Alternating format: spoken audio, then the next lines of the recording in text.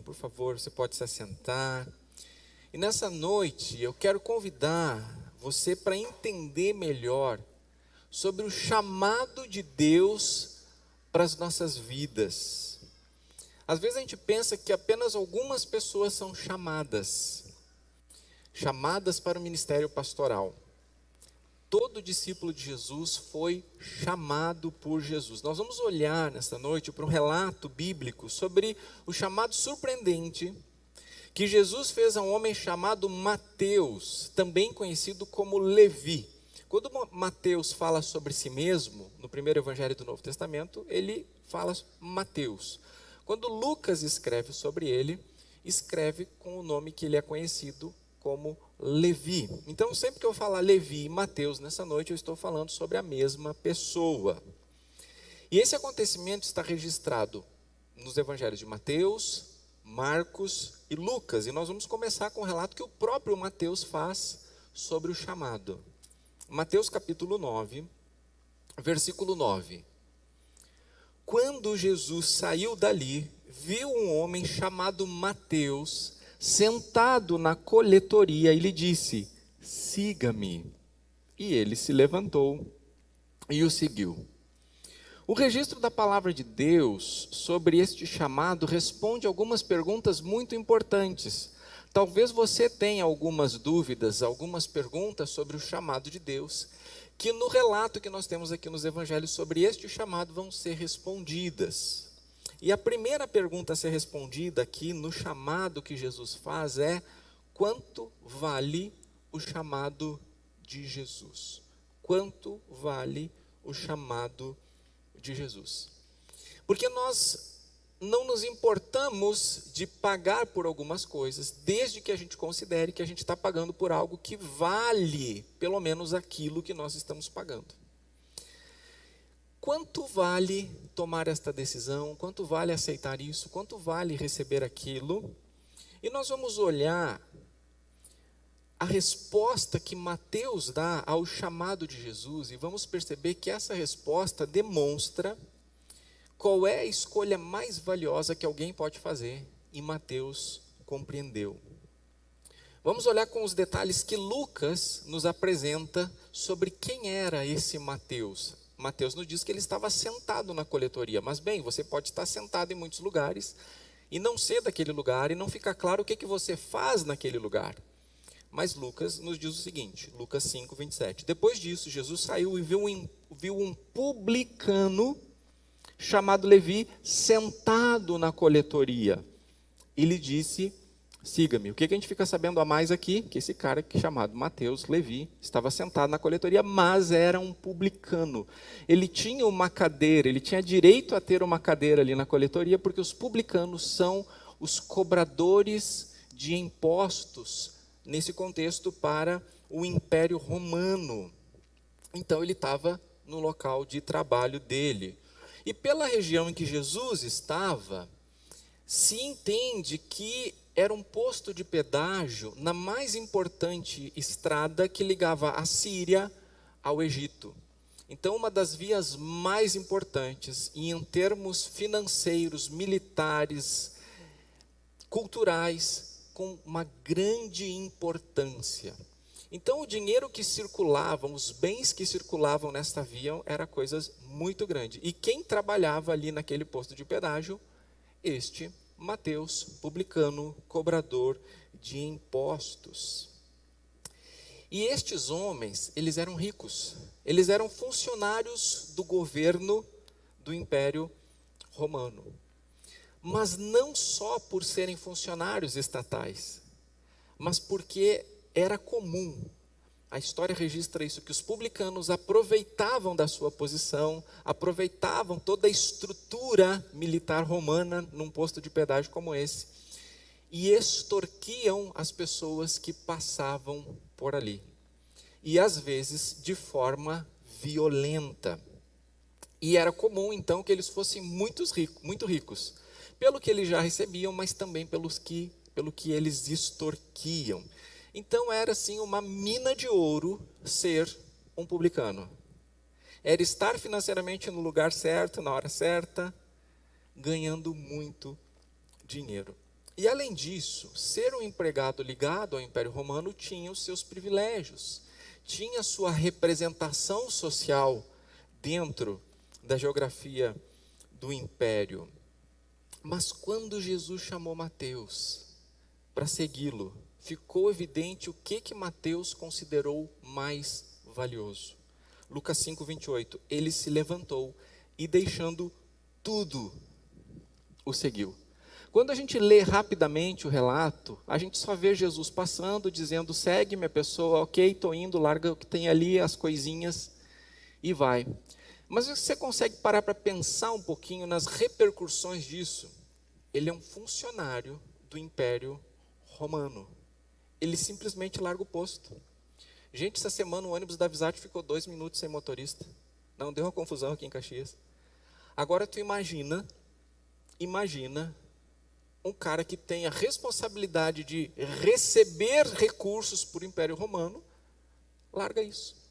Então eu não sei o quanto e como ele vai ter que responder por isso, mas simplesmente abandonar aquilo, provavelmente vai lhe trazer uma dor de cabeça. Mas agora você sabe também que quando a Bíblia está dizendo deixando tudo, esse tudo é muita coisa. Porque quem não tem nada, esse tudo é pouco, né? Mas quem tem muita coisa, tem aquela posição, tem aquele recurso, tem aquela mina de ouro, um dos empregos mais estáveis, né? Porque não vai fechar um posto de coleta de impostos. Mas ele entende que tem algo de maior valor, algo mais importante, que tudo aquilo, e esse tudo, como eu disse, é muita coisa. E ele abriu mão disso tudo para seguir Jesus. Essa decisão de deixar tudo para seguir Jesus foi tão profunda para Mateus, que ele foi o único dos 3 evangelistas que anos depois escreveu as seguintes palavras de Jesus. Mateus 13:45. O reino dos céus é também semelhante a um homem que negocia e procura boas pérolas. Quando encontrou uma pérola de grande valor, ele foi, vendeu tudo o que tinha e comprou a pérola. Dá para perceber aqui o impacto que o chamado que Jesus fez para ele teve na vida dele. E aqui, de alguma maneira, ele está nos explicando o que ele viu quando ele se viu diante de um tipo de bem precioso em Jesus e um outro tipo de bem que ele vinha valorizando há muito tempo, mas que não podia saciar a sede da alma dele. Tanto é que ele fala aqui sobre um homem que procura e negocia boas pérolas, passa a vida toda tentando chegar lá, ter o suficiente, ter uma melhor, até que um dia ele vê, uau, é isso que eu estou procurando a minha vida toda. Então, ele reúne tudo o que tem, porque ele considera que vale a pena receber aquela pérola de grande valor. Então ele está naquela colateria, sabe-se lá quanto tempo, olhando pérolas que não podem satisfazer, mas daqui a pouco chega a grande pérola lá, Jesus, e diz, segue-me.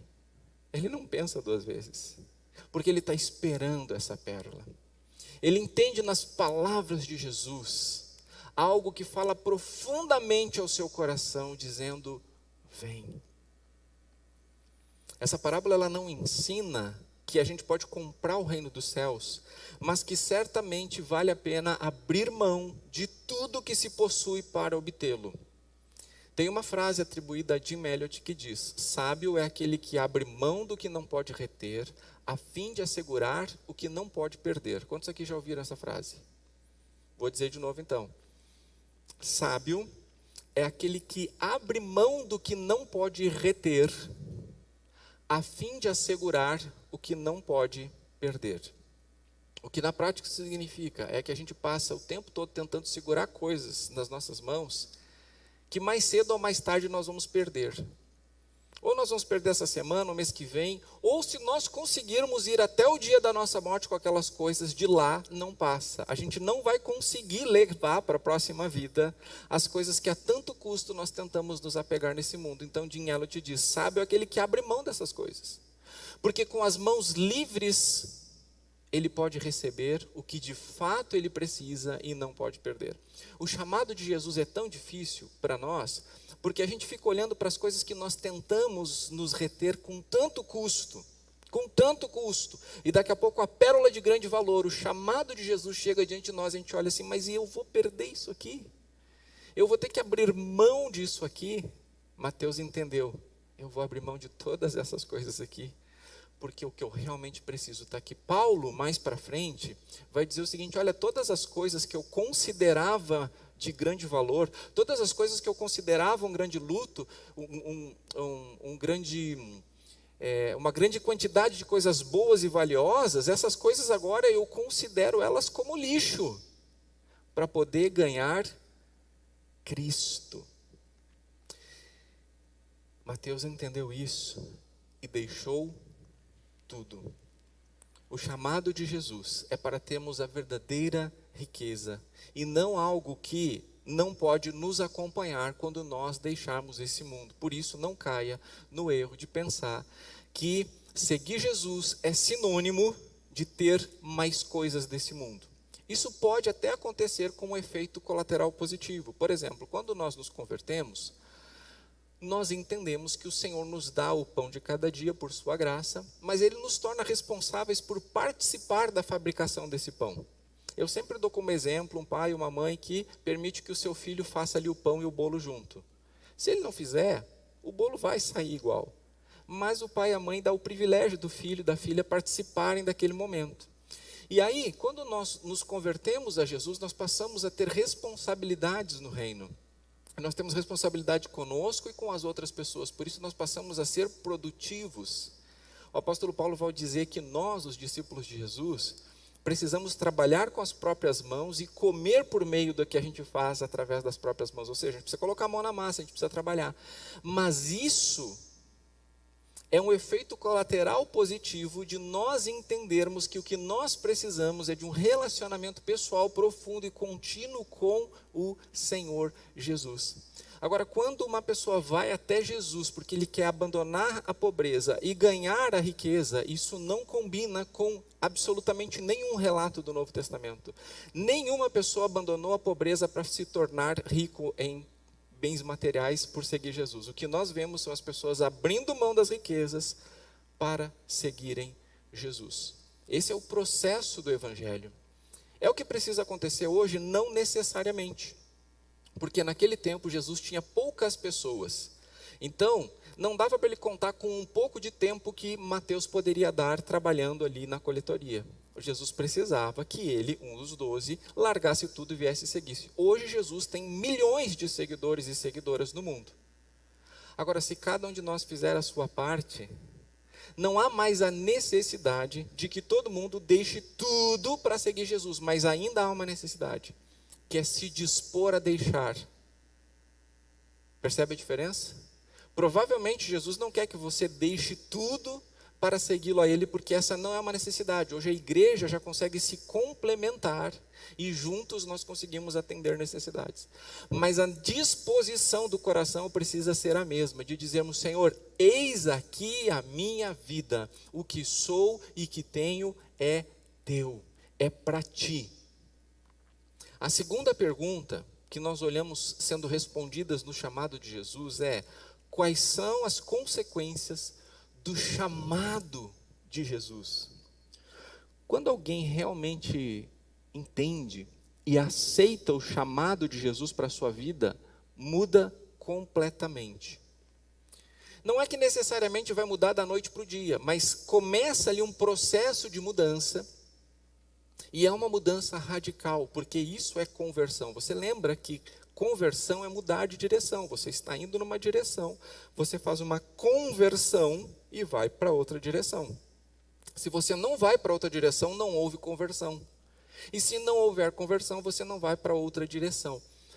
Então, precisa estar claro o que era não ser um discípulo de Jesus e o que é agora ser um discípulo de Jesus. Tem que ter um antes-eu. Tem uma música que foi feita uma paródia aí na década dos anos 90, né? Eu era um bêbado que vivia drogado, mas encontrei Jesus. É uma paródia, mas essa é a grande verdade. eu era isso. O apóstolo Paulo vai dizer, né? Olha o que eu era, olha quem que eu fui, olha o que eu fiz. Mas agora encontrei graça em Jesus e há uma mudança. A igreja emite um sinal muito confuso para o mundo quando a gente faz as mesmas coisas que o mundo faz. Quando o nosso estilo de vida é o mesmo que o estilo de vida do mundo. Quando o nosso índice de divórcios é o mesmo índice de divórcios do mundo. Quando as famílias se desestruturam, são disfuncionais do mesmo jeito que é o mundo. Agora não dá mais para dar o exemplo do cheque sem fundo, porque se pouco usa, né, o cheque, mas quando se deixa de pagar os compromissos financeiros do mesmo jeito que o mundo deixa, tem que haver mudança, porque esse é o resultado de ter entendido e aceito o chamado de Jesus. Publicanos eram conhecidos por pensarem só em si, extorquindo as pessoas. Tem um outro publicano no registro do Novo Testamento, que eu não sei se você lembra dele, Zaqueu. Lembra? Zaqueu, um homem pequenininho que subiu na árvore para ver Jesus. Zaqueu era um publicano, mas não um publicano qualquer. Ele era o chefe dos publicanos. Então pensa, o cara era baixinho, mas era o maior de todos. Ele era chefe de Mateus, ele era chefe de todos os outros publicanos que haviam. Então eu só fico pensando em que o chefe vai ficar sabendo que um determinado camarada lá no pedágio, na estrada da Síria para o Egito, abandona o posto por um cara chamado Jesus. Esse Zaqueu precisa conhecer esse cara, né? Quem é esse cara que levou meu funcionário? Quem é esse cara que gerou essa confusão lá? O que Mateus viu de tão precioso em seguir esse homem que seja melhor do que ser um publicano? Eu preciso subir numa árvore, eu preciso ver esse homem. E quando Jesus vê Zaqueu em cima da árvore, ele diz, desce depressa, porque hoje eu vou para a tua casa e nós vamos comer juntos. As palavras de Jesus chegam no coração de Zaqueu de um jeito, que aquilo que aconteceu com Mateus anos atrás, vai acontecer com ele. Zaqueu diz, olha, se tirei dinheiro, vou dar muitas vezes mais. Alguns anos ou meses antes, nós vamos perceber uma mudança radical em Mateus, porque antes ele era o cara que recebia, o cara que tirava, e agora ele vai ser o cara que reparte. Lucas 5:29, então Levi lhe ofereceu um grande banquete em sua casa, e era grande o número de publicanos e outras pessoas que estavam com eles à mesa. Conforme instruções e orientações dos outros evangelhos, nós percebemos que ali estava Jesus, seus discípulos, muitas pessoas que vinham seguindo Jesus e os próprios ex-colegas de Mateus. Essa é uma característica de quem aceita totalmente o chamado de Jesus. Dar e repartir passa a ser melhor do que receber e exigir. Dar e repartir passa a ser melhor do que receber e exigir. O chamado de Jesus primeiro nos traz salvação e imediatamente nos traz oportunidade de segui-lo e servir a Ele e as pessoas ao nosso redor. A próxima questão é, quem pode ser chamado por Jesus? Jesus demonstrou que o seu chamado é tão abrangente e tão misericordioso que chamou inclusive publicanos, que eram pessoas muito desprezadas. Lembra, os publicanos eram judeus a serviço do Império Romano. Ou seja, para os romanos eles eram parte de um povo dominado. Então, por mais que ele fosse um funcionário público, por mais que ele representasse o império naquilo que ele fazia, ele não era um romano, ele era um judeu. Então, gente de categoria B, alguém de um povo dominado. Agora, para o seu povo, ele era menos do que um verme. Porque imagina um dos nossos cobrando impostos da gente e mandando para o império. um dos nossos nos extorquindo, porque certamente os publicanos jamais extorquiriam cidadãos romanos passando por aquelas estradas, porque isso daria uma grande confusão. Agora, extorquir gente do próprio povo, isso eles faziam. Eles eram violentos, inclusive, com isso. Então, para o Império Romano, classe B. Para o próprio povo, piores do que vermes. Além de odiados, eram desprezados por causa do seu caráter duvidoso. Para você ter uma ideia, dois tipos de gente não podiam ser aceitas como testemunhas em tribunal: mulheres e publicanos. Já pensou? Mulheres não eram reconhecidas, não eram respeitadas e não podiam servir como testemunhas em tribunais. E publicanos também não. Já se pressupunha que tudo que um publicano falar é mentira. Você quer se relacionar com uma pessoa assim? Que você já tem o pressuposto de tudo que ela vai falar para você é mentira, é engano? Quem quer andar com alguém assim? Quem quer ser amigo de alguém assim? Mas daqui a pouco alguém diz para essa pessoa: segue-me. E quem é que está chamando? Quem que está chamando? Jesus. Jesus chama pessoas assim. Pessoas que não são confiáveis, pessoas que não são consideradas dignas, pessoas que não são consideradas suficientes, e diz para elas: segue-me. Jesus chama caras assim, pessoas assim. Olha o que Marcos capítulo 2, versículo 15 diz sobre esse episódio. Achando-se Jesus à mesa, na casa de Levi, estavam junto com ele, com seus discípulos, muitos publicanos e pecadores, porque estes eram muitos e também o seguiam. Tinha menos discípulos seguindo Jesus do que pecadores seguindo Jesus. Já se deu conta disso? Em algum momento da história isso se inverteu, né? Tem mais discípulos de Jesus e às vezes não tem ninguém que se considera pecador seguindo Jesus. Todos se considerando salvos, justos, conforme a gente vai ver daqui a pouquinho. Mas publicanos e pecadores, pessoas que eram consideradas a pior espécie pelo povo. Mas tem um detalhe: Jesus chama pessoas assim. Entra na sua casa, senta-se e come. E permite até que eles se tornem apóstolos. Porque esse cara aqui, que não era digno e confiável para testemunhar num processo judicial, se torna quê? Um apóstolo do Senhor Jesus. E hoje eu e você estamos lendo o seu evangelho. Estamos lendo o evangelho de alguém que não era ouvido em seu tempo.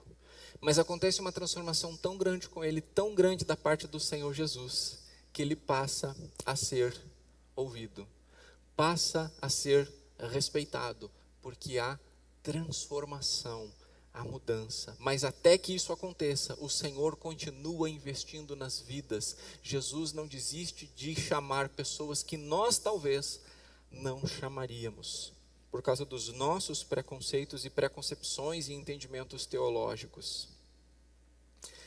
Mas isso levanta uma questão: quem é que se incomoda com isso? Quem se incomoda com o chamado inclusivo de Jesus? É claro que isso é desconfortável para quem se considera de dentro do clubinho, como eram os fariseus e os mestres da lei. Quando eles estão vendo isso, eles veem aquele alvoroço, tem um cara lá deixando a coletoria, abandonando seu posto, vindo para casa, começam a preparar um grande banquete. E aí os fariseus e mestres da lei ficam olhando quem é que está chegando ali. Bom, está cheio de publicano, aquilo lá é um antro. Mas não só publicano, pecadores de todo tipo. Não podemos nem chegar perto deles para não ficarmos impuros. E um monte desses seguidores de Jesus e o próprio Jesus. Olha a reação deles, Marcos 2,16. os escribas dos fariseus, vendo Jesus comer em companhia dos pecadores e publicanos, perguntavam aos discípulos dele: por que ele come e bebe com os publicanos e pecadores? Por que ele não está com a gente? Se ele é o Messias, se ele é o rei de Israel, por que ele não está com a gente? Nós estamos vestidos apropriadamente, nós não extorquimos as pessoas como eles fazem, esses publicanos, nós não vivemos essa vida miserável de pecado, nós não somos como ele. Você lembra da oração do fariseu e do publicano? O fariseu: obrigado, porque eu não sou como este. E a oração do pecador lá no chão é batendo no peito: Senhor, tem misericórdia de mim. Jesus diz, qual homem saiu dali com a oração atendida? Que oração foi ouvida? A do fariseu, do mestre lá? Ou do publicano, do pecador? Do pecador. Porque os fariseus, os que se consideram puros, santos, merecedores, porque fazem as coisas certas, dizem as coisas certas, se vestem do jeito certo, eles não acham que realmente precisam, eles só agradecem por não precisar. Será que isso está muito distante de nós? Olha, eu olho para um passado não muito distante e eu me lembro que era prática das igrejas fazer uma votação para ver se aceitava uma pessoa ou não. Sabia disso? Era mais ou menos assim: uma pessoa queria se batizar, aí essa pessoa era chamada à frente, e a igreja fazia perguntas teológicas, doutrinárias para a pessoa. Se a pessoa respondesse as perguntas adequadamente, então era feita uma votação, para saber se a igreja ia permitir que a pessoa se batizasse ou não. Quantos aqui já passaram por isso? Levanta a mão aí. Arlise, Valmir, Dionísia, Paula, quem mais? Camila, Thales. Se você levantou a mão, você passou por uma votação dessa. Não sei se passou apertado ou se passou com bastante votos favoráveis. Mas era assim. Votação. Votar para poder decidir se a pessoa sabe o suficiente, vive o suficiente. Nós lembramos de uma igreja em que nós fizemos parte e que daí foram chamadas pessoas lá na frente e alguém disse assim: ei, essa menina aí, ó, que está ali, digo mais. Aí as pessoas respondiam as perguntas, elas saíam para uma sala e a igreja decidia, debatia. Sabe aquela menina lá? Pois eu vi que em tal dia ela estava ficando com alguém. Não, então temos que dizer não. E ela não foi aceita. Não foi aceita. A igreja não pensou assim: olha, ela estava ficando com alguém, e alguém poder se levantar e dizer assim: olha, o que ela está fazendo com o corpo dela, com a vida dela, com o coração dela? O que ela está fazendo? Que carência emocional não está sendo suprida para ela fazer isso com ela mesma? Vamos amar mais, vamos amar melhor, não é? Então, se o caso viesse, nós vamos pensar como é que a gente pode fazer para incluir, não para excluir. Então isso não está tão distante de nós, porque por mais que não se faça votação hoje, os olhares votam, né? Os olhares dão um veredito. E ainda mais o falatório: pois é o fulano, pois é a fulana. Gente, se tem uma coisa que você nunca vai ouvir da minha boca e da boca da Paula, na nossa casa ou na sua casa, é a gente falar mal de qualquer pessoa. Jamais. Jamais. Porque nós sabemos quem nós somos, como nós somos carecedores da graça. No momento que eu me permito a dizer que o pecado daquela pessoa, porque aquela pessoa, eu estou saindo da posição do publicano que recebe graça e indo para a posição do fariseu que se afasta da graça. Jamais. Eu quero deixar de ter minhas orações atendidas por fazer um conceito mais elevado de mim mesmo.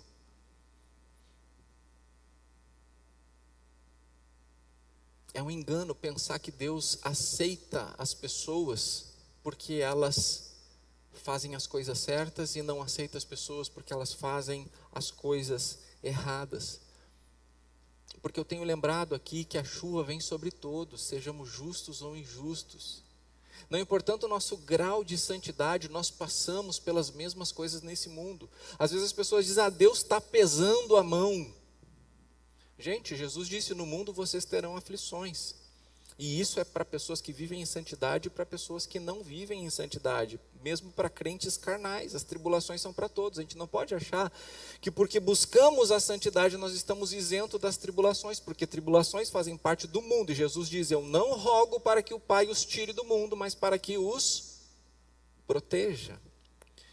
Então, sermos protegidos e guardados não significa que nós não vamos passar aquilo que Paulo diz, somos pressionados de todos os lados, apertados, esticados, esmagados, mas nós vamos, porque nós temos um conceito errado de que quando a gente se converte, então a gente passa a ser um outro tipo de categoria merecedora. O merecimento é o mesmo, nenhum, nós não temos merecimentos diante de Deus, tudo tem a ver com a sua graça, com a sua bondade.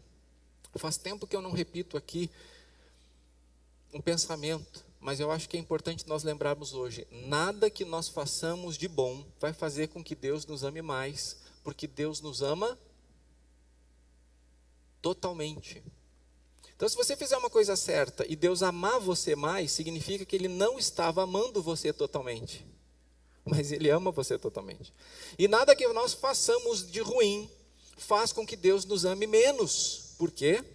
Porque Ele nos ama incondicionalmente, mas Deus prova o seu próprio amor para conosco, sendo que Cristo Jesus morreu por nós na cruz, sendo nós ainda pecadores. É um dos textos que eu mais repito aqui.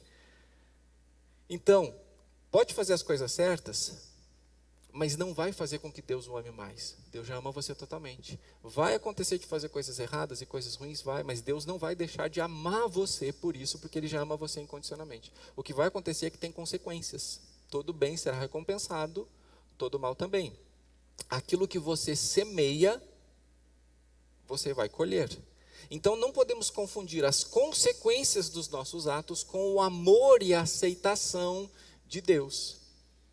As pessoas aqui, estes mestres da lei, eles simplesmente achavam que aquelas pessoas não mereciam estar na mesa com Jesus. Se de fato Jesus era o Messias, era com eles que Jesus deveria estar e não com aquele tipo de gente. Não podemos cair no mesmo erro de olhar para as pessoas como se elas não merecessem Jesus, como nós. Porque o merecimento é o mesmo, é totalmente pela graça.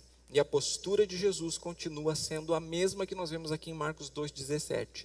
Tendo ouvido isso, Jesus lhes respondeu: os sãos não precisam de médico, e sim os doentes. Eu não vim chamar justos, e sim pecadores. Primeiro que não há justo. Se Jesus viesse chamar justo, não tinha ninguém para ser chamado. Mas quando ele fala sobre os justos, ele está falando sobre aqueles que assim se acham. E aqueles que se acham justos não acham que precisam de Jesus. E a grande verdade, hoje o pastor Felipe, que é nosso pastor de ministérios aqui, estava reunindo a equipe que está servindo hoje no culto, falou, olha, eu acho que Deus está nos chamando mais à oração, mais à leitura da palavra. E às vezes a gente pensa que não orar e não ler a Bíblia é por preguiça, né? Não é por preguiça.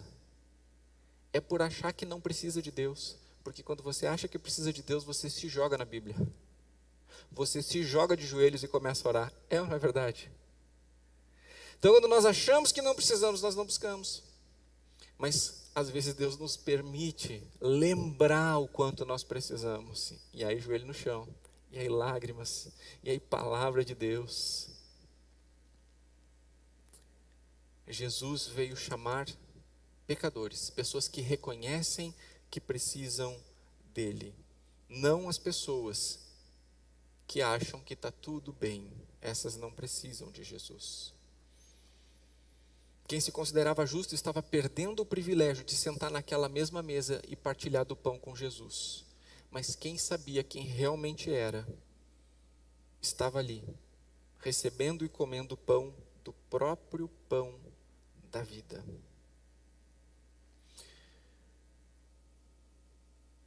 Talvez alguém esteja pensando assim, olha, mas uma coisa é Jesus chamar o pecador, agora nós não somos mais, porque nós já somos salvos.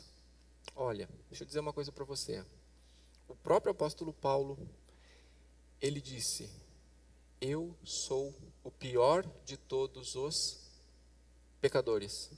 E ele não está falando isso antes da conversão, ele está falando isso depois da conversão, porque ele tinha consciência de que nós ainda estamos nesse mundo afetado pelo pecado, vivendo numa carne afetada pelo pecado, e que aquilo que a gente quer fazer de bom para o Senhor, nem sempre nós conseguimos por causa da nossa condição pecaminosa, e o mal que nós queríamos evitar, nós acabamos fazendo por causa da nossa condição pecaminosa.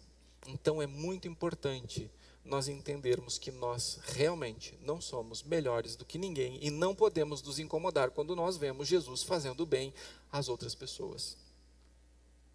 O chamado de Jesus a Mateus também nos responde sobre o que é mais importante para Jesus. O próprio Mateus, anfitrião desse banquete que está acontecendo, ele captou uma frase que Jesus falou que os outros não captaram. Quem informou a Lucas sobre aquilo não registrou.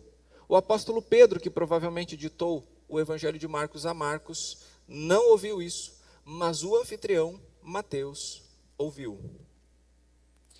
Uma frase que Jesus falou ali naquela mesa, nesse contexto. Mateus 9,13, vão e aprendam o que significa, quero misericórdia e não sacrifício. Quero misericórdia e não sacrifício. Séculos antes, o profeta Joel tinha registrado estas palavras de Deus. Mas os fariseus não compreendiam e muito menos viviam o que isso significava, porque entre misericórdia e sacrifício eles escolhiam o sacrifício. E é muito fácil nós entendermos por que o sacrifício é escolhido, porque o sacrifício nos traz algo.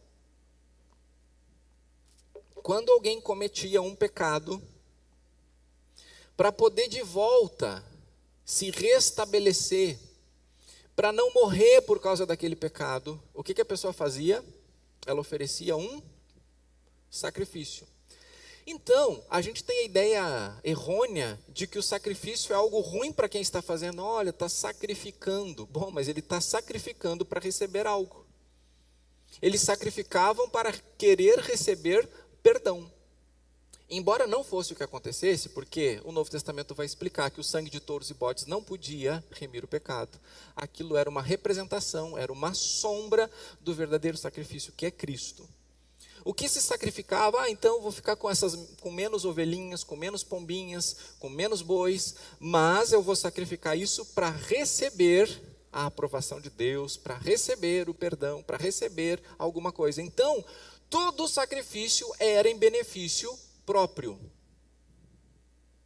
Isso tem que ficar bem colocado entre nós. Todo sacrifício era para algum benefício próprio. E a misericórdia? Quando alguém exerce a misericórdia, é em benefício próprio? Não. A misericórdia é em benefício do outro. Então, enquanto os fariseus, os saduceus, os mestres da lei, os escribas, enquanto eles estavam lá investindo em coisas para terem retorno para si mesmo, Jesus estava dando, entregando e dizendo: o que eu quero não é vocês indo lá negociar, barganhar para receberem de Deus. O que eu realmente quero é que vocês repartam o que vocês têm, que vocês invistam em outras pessoas. Eu quero misericórdia e não sacrifício. Eu quero que vocês pensem nas outras pessoas, que tenham compaixão, que olhem com bondade, que não as tratem segundo a sua condição ou posição, mas conforme as suas necessidades, que os aceitem em seu próprio convívio. Talvez alguns pensem que a coisa mais importante, o ápice do nosso relacionamento com Deus é o culto. Não é. É aquilo que nós fazemos como repercussão da nossa vida de discípulos lá fora, com as pessoas que carecem de amor, de atenção, de cuidado, sobretudo do Evangelho. Nós temos que olhar as pessoas. Essa semana eu já estava meio queimado no horário, mas eu atravessei a rua aqui e tinha uma senhora sentada na calçada. E eu passei por ela e eu pensei, não faz sentido o que eu vou fazer lá do outro lado da rua, se eu não der atenção para essa mulher desse lado da rua. Então eu voltei e procurei interagir com aquela mulher. E eu percebi que ela tinha muitas, ou pelo menos algumas mais profundas dificuldades cognitivas, né, emocionais, sociais. E eu perguntei, a senhora está esperando aqui, vai receber comida? Alguém foi ali para dar comida para a senhora? Ela disse, não sei. Daí eu dei dinheiro para ela, disse, olha, então está aqui, está garantida para a comida de hoje. Eu procurei dar uma atenção para ela naquele momento. E eu voltei para cá e eu pensei, mas isso é tão pouco. O que vai ser dessa mulher amanhã, e depois de amanhã, e no terceiro dia, e no próximo mês? E aí eu me senti tão pequeno, porque eu disse, Senhor, se eu der tudo que eu tenho, eu não consigo resolver a vida dessa mulher. Mas aí me veio algo, que foi a ideia da igreja como esperança do mundo. A igreja como corpo vivo de Cristo. E eu pensei, mas e se amanhã essa mulher encontrar com outro discípulo de Jesus? E depois de amanhã com outro discípulo de Jesus? E a cada dia, em cada encontro que ela tiver com um discípulo, com uma discípula de Jesus, alguém olhar para ela, olhar nos olhos dela e dizer, a tua situação importa. E se conseguir ter um tempo, me conta a tua história. Porque nós estamos cercados de situações assim, o mundo está carente, o mundo está decadente. Ontem eu e a Paula saímos para dar uma caminhada, fizemos 8 quilômetros. E desde que nós saímos de casa, a gente vê pessoas entre 20 e 30 anos de idade, antes das 7 da noite, já com metade da garrafa da cachaça bebida. Já andando torto, já falando arrastado, antes das 7 da noite, metade da garrafa de cachaça bebida. E não foi 1 ou 2 ou 3 grupos que nós vimos assim, muitos. Muitos. Hoje, quando começava o culto, chegou alguém ali, e eu fui chamado ali, e esse cara disse, Deus me quebrou. E o culto começou aqui. E cada acorde que ia daqui para cá, ele começava a chorar, de lá para lá, daqui para lá. Esse cara começava a chorar. Ele disse, Deus me quebrou, porque há 2 anos atrás, eu e minha esposa saímos pelas ruas de Porto Alegre, dando comida para as pessoas com necessidade. Hoje, eu estou desempregado há tanto tempo, nós viemos para Caxias do Sul morar no apartamento da minha sobrinha, que se compadeceu da nossa situação, disse, não, vem para Caxias, tu vai ter mais chance de emprego, e aí tu não vai pagar aluguel por um tempo, meu apartamento é mobiliado. Ele veio, eu perguntei qual é o nome dele é tal, e eu conversei com ele, porque não fazia sentido eu dizer, agora eu tenho responsabilidade no culto, não posso falar contigo, porque Deus quer misericórdia, não sacrifício. Então, alguns irmãos, um casal da igreja chegou hoje com cesta básica ali, chegou, não deu tempo de se acomodar aos grãos do arroz e do feijão ali. Eu disse, está aqui para a tua família hoje. E dei todo o dinheiro que eu tinha na minha carteira para ele. Não era muito, mas era todo. Não pensem que eu dou dinheiro para todas as pessoas, porque eu acho que essa não é a solução, tá? Porque às vezes você dá dinheiro só perpetua a situação da pessoa, e eu tenho esse entendimento social, não é disso que se trata, mas tem horas que o Espírito Santo inclina o coração para você enxergar aquela pessoa, aquela situação, então você faz. Então, não é a regra de que você tem que dar dinheiro para todas as pessoas, mas também não é uma regra de que você não vai dar dinheiro para ninguém. Quem você é, o que você tem que estar nas mãos do Senhor. Eu não sei o que vai acontecer com esse homem. Eu sei que ele preencheu um coraçãozinho lá e colocou na árvore. Você sabe que tem lá na frente, né? O coraçãozinho para você preencher motivos de gratidão e poder colocar lá naquela árvore lá expressando sua gratidão. Se você não fez ainda, faça isso. Tem muitos motivos para agradecer a Deus. Mas o que eu espero que esse homem volte com a sua família.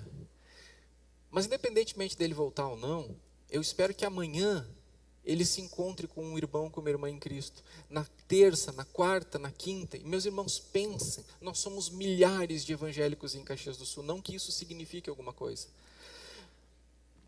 em termos de nome, mas no mínimo centenas de discípulos de Jesus no meio desse povo evangélico. Se você fizer diferença para as pessoas ao seu redor, se você exercer misericórdia, o seu louvor vai ser diferente aqui, percebe? Porque Deus não quer o sacrifício, Ele quer a misericórdia. Nós nos reunimos aqui em nome de Jesus e oferecemos sacrifícios de louvor, não é verdade? Mas mais do que o sacrifício de louvor é a misericórdia. Olhe para as pessoas. Nós não estamos aqui para julgar se elas merecem, se elas fizeram por merecer, se elas não fizeram por merecer. Tem cada coisa que acontece na vida da gente que quebra a gente. Esse homem disse: Deus me quebrou. Deus está me fazendo viver e entender coisas que eu não entendia antes. Eu sei, eu sou prova viva disso. Deus realmente nos humilha quando nós tentamos exaltar-nos a nós mesmos. E nós passamos por coisas que as pessoas simplesmente olham e digam: não, isso aí bem feito. Vamos mudar o nosso olhar, porque se nós não mudarmos o nosso olhar, vai ser o olhar do fariseu dizendo: Jesus não devia estar atendendo a situação dele, Jesus devia estar conosco. Quero misericórdia e não sacrifício. Eu espero que essa mulher com quem eu conversei, ela se encontre com você, no outro dia com o irmão, com a irmã que está do seu lado, na frente, atrás. E nós, igreja do Senhor Jesus, sermos de fato sal da terra e luz do mundo, sermos manifestações vivas da graça de Deus. Amém, comunhão? E por fim, a última pergunta da noite é: quem é você?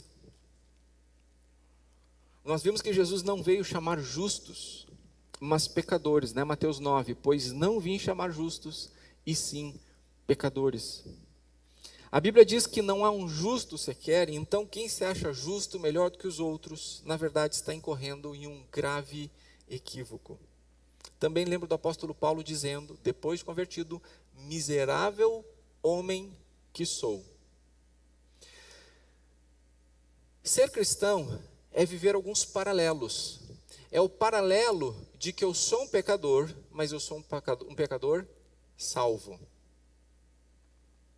Nós ainda somos afetados pelo pecado nesse mundo, mas nós não somos mais desse mundo. Nós somos cidadãos dos céus, embaixadores de Cristo aqui nesse mundo. E a batalha entre a carne e o espírito se dá justamente sobre que tipo de cidadania nós vamos exercer nesse mundo. A cidadania terrena ou a cidadania celestial. Mas a questão é que mesmo que a gente exerça da melhor maneira possível a nossa cidadania celestial, nós ainda somos carecedores da graça do Senhor Jesus. Lembrem que Jesus diz: permaneçam em mim e eu permanecerei em vocês. Quem você é? Quem você se vê nessa noite? Você se vê como um justo, e talvez você pense: não, eu sei que eu não sou justo, mas se ver como justo se revela na maneira como você vê as outras pessoas.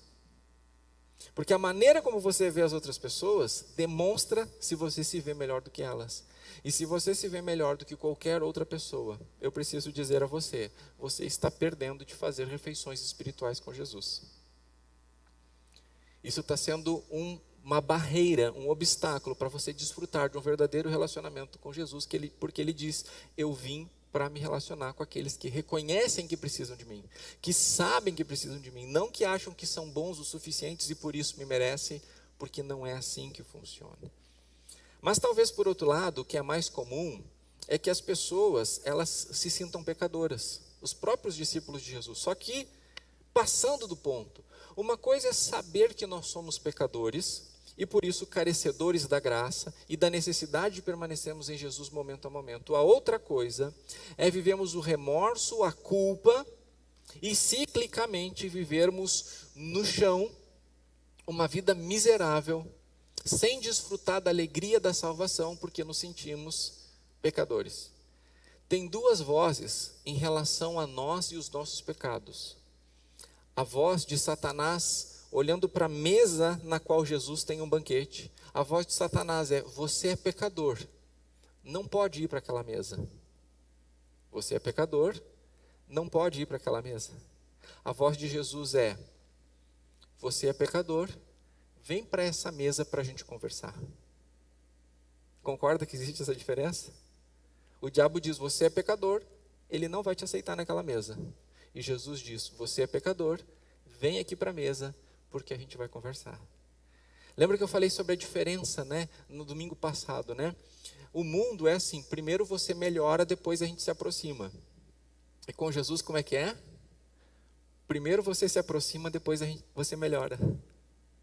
Primeiro a gente chega na presença dele, e é na presença dele que as nossas vidas são transformadas.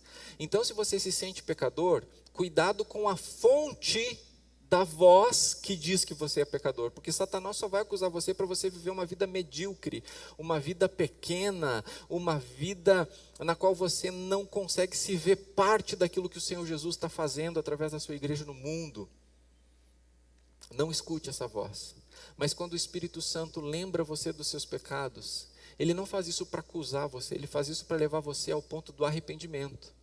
Porque quando nós nos arrependemos e confessamos os nossos pecados, nós somos libertos desses pecados. Nós vamos cantar uma canção que fala sobre o chamado do Senhor para nós. Sobre o chamado que Jesus gentilmente nos fez, com seu impressionante amor. E até o final dessa celebração, a gente já está indo para essa parte, eu quero dizer que existem alguns cartões compridos nessas bolsões que tem aí na sua frente. E aqui você pode escrever um pedido de oração pelo qual, ou pelos quais eu vou interceder durante a semana. E talvez o Espírito do Senhor esteja trazendo a voz de Jesus para você essa noite, fazendo algum convite, assim como Jesus fez aquele convite para Mateus. Talvez o Senhor esteja convidando você a dar um próximo passo. E nesse cartão tem alguns passos possíveis. Marque aí. Se você quer só pegar por curiosidade o cartão, fique à vontade. Se você colocar o seu nome e o seu contato legível, eu vou entrar em contato com você. E eu sempre gosto de lembrar que quando você coloca o seu contato aqui, eu vou entrar em contato, você responde se quiser. Não é para sempre agora que eu vou ficar pegando no seu pé. Não. Puxa, o que eu fui fazer? Dar o meu contato lá. Não se preocupe, certo? Nós respeitamos você, mas não perca a oportunidade de, se hoje você está ouvindo a voz do Senhor, se hoje ouvir a sua voz, não endureça o seu coração, ok? Enquanto nós cantamos essa canção, considere preencher o cartão, mas deixe o Senhor continuar falando ao teu coração sobre o chamado, sobre um chamado para a tua vida. Eu olho para a cruz, para a cruz eu vou, do seu sofrer participar, a sua obra eu vou cantar, meu Salvador. Cruz mostrou o amor do Pai, o justo Deus.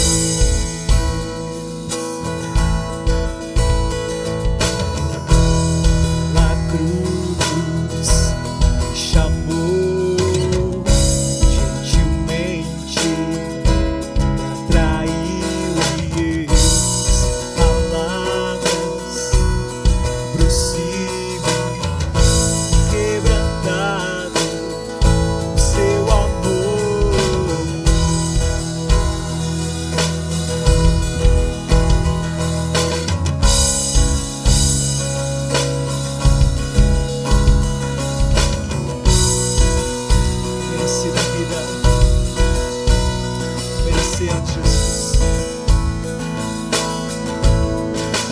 merecida vida,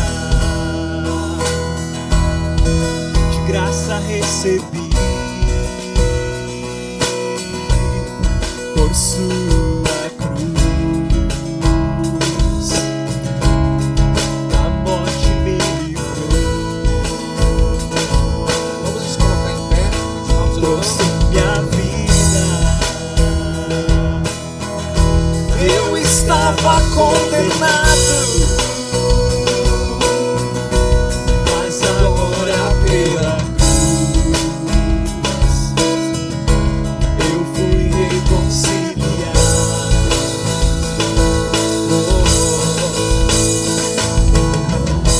Pela cruz chamou gentilmente, me atraiu em Deus, palavras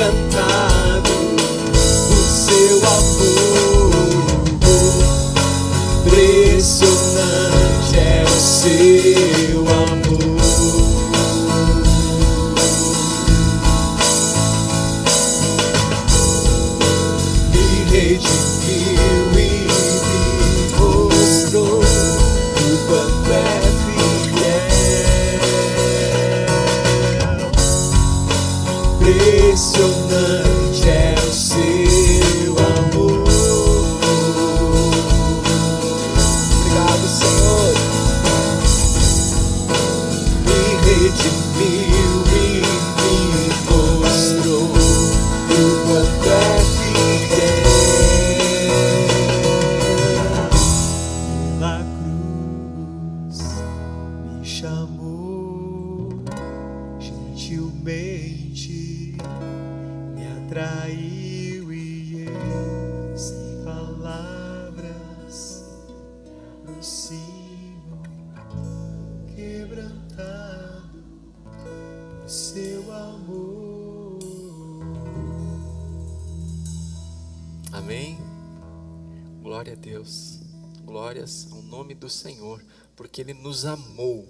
Ele nos amou e nos chamou. Que muitos ouçam o chamado de Deus através da tua vida, meu irmão, através da tua vida, minha irmã. Amém? Coloque-se à disposição do Senhor. Ele continua chamando, Ele continua salvando e nós cooperamos com Ele. Esta semana nós retomamos os encontros dos pequenos grupos de comunhão. Eu imagino que a essa altura o seu líder já tenha incluído você no grupo de WhatsApp, já tenha compartilhado um aviso com você importante sobre o início.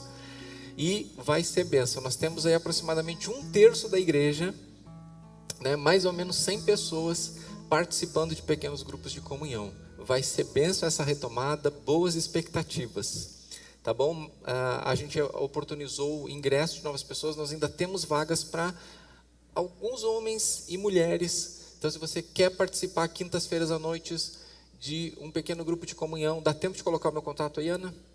Se quiser tirar uma foto aí da tela, meu contato é 5499907-5685, tá bom? Vou dizer de novo, eu acho que vai aparecer ali. Se quiser tirar uma foto sobre alguma dúvida que você tenha, se você que está em casa também quer falar sobre algo que eu disse aqui, uma dúvida, uma pergunta, um pedido de ajuda, conte com a gente. Tenha uma semana abençoada e abençoadora, em nome de Jesus. Antes de ir embora, eu quero dar de presente para você um texto que tem falado muito ao meu coração essa semana, que é 2 Tessalonicenses 3,16. Abra o seu coração para receber. Que o Senhor da paz, Ele mesmo, lhes dê a paz, sempre e de todas as maneiras, e que Ele mesmo esteja com vocês. Eu vou dizer de novo, 2 Tessalonicenses 3,16. Que o Senhor da paz, Ele mesmo, lhes dê a paz, sempre e de todas as maneiras, que Ele mesmo esteja com vocês. Amém? Vá na paz com o Senhor da paz.